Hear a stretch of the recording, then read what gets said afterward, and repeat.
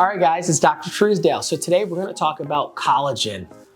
Collagen. It is one of the building blocks of your skin. In fact, it is something that we lose over time, and it contributes to the fine lines, the wrinkles, the sagging, the things that people don't like when they're looking in the mirror. As a person who does facial rejuvenation, literally is my day job. It's my day job. People come to me with concerns about jowls, loose skin, laxity, things like that. But on the surface, there's a whole other area that also has to be addressed for a comprehensive anti-aging regimen. And collagen lays at the heart of that discussion. So let's dive in.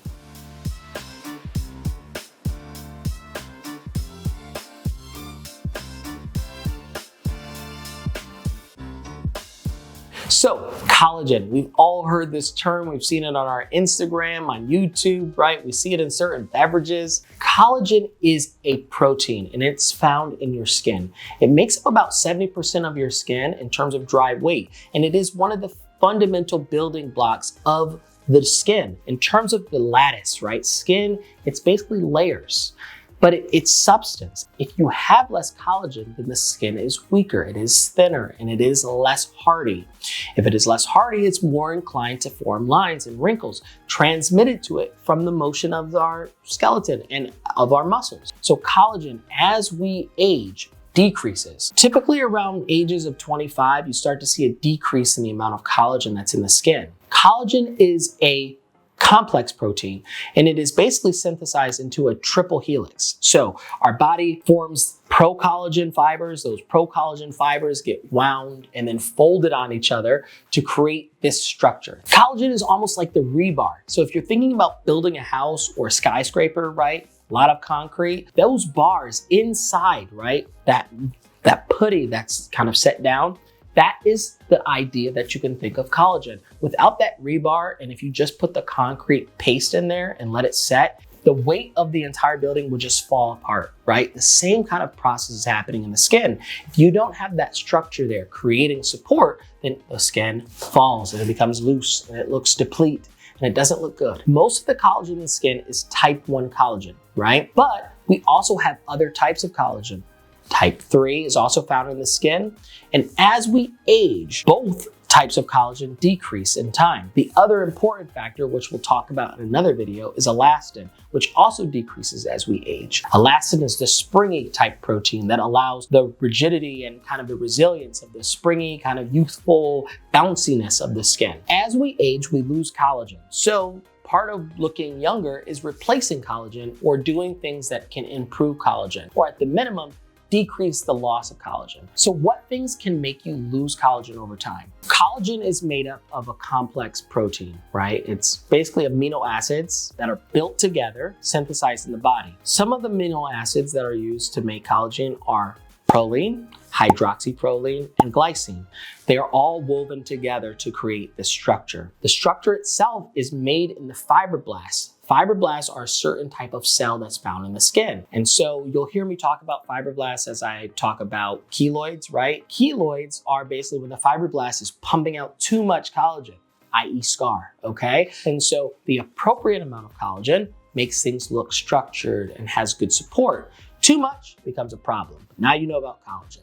What causes collagen loss? There's a couple of things, right? There's intrinsic factors and extrinsic factors. Some of the intrinsic factors about collagen loss are things that are just happening to your body. As we age, we produce less collagen. It's just built into our DNA. Why do some people age better than others, right? If you look in their family, a lot of people in their families age well, right? We don't fully understand why or how, but it is a complex interaction between their DNA and then the writing, the transcription of their DNA, and then the other extra DNA things that influence the DNA. Some of those things that influence our DNA are things like radiation exposure, things like smoking. These things decrease collagen over time. So it's not just that the smoking is causing you to purse your lips, it's actually making you produce less collagen. That's why we get those smoker lines, right? People who smoke, they look a little bit older. Do you want to look as young as you can? Stop smoking. Your heart will love you, your brain will love you,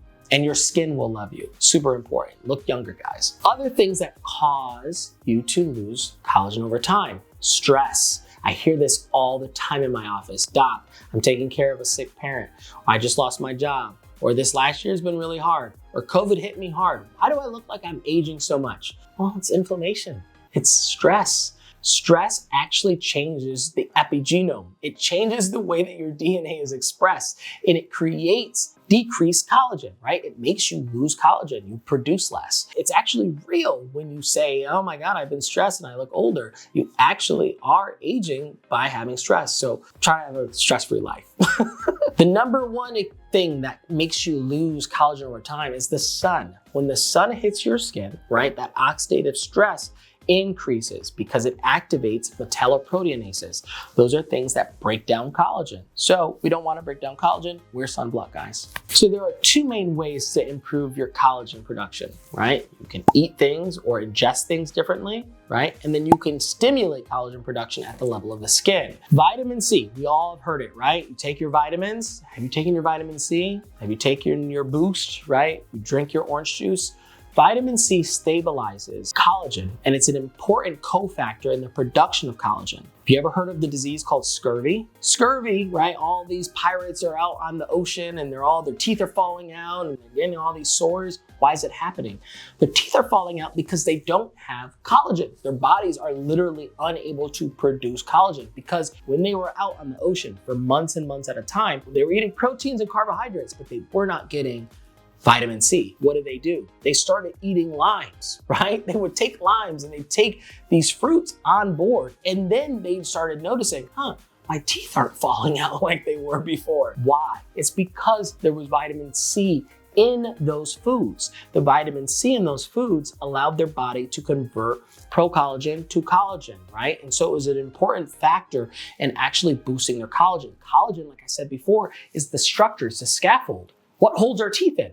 Collagen. So if you don't have collagen, what happens? Your teeth fall out, right? So these people were looking aged, they were looking like old dusty pirates because they didn't have collagen. So vitamin C, super, super important. What are some of the other things? Proline and glycine are some of those amino acids that are important to build collagen. So you want to make sure you're eating good, healthy meats that have a balance of these in your diet. And if you're a vegetarian, you could supplement with other things, right? So we spoke before about metalloproteinases. These are those basically enzymes that break down collagen.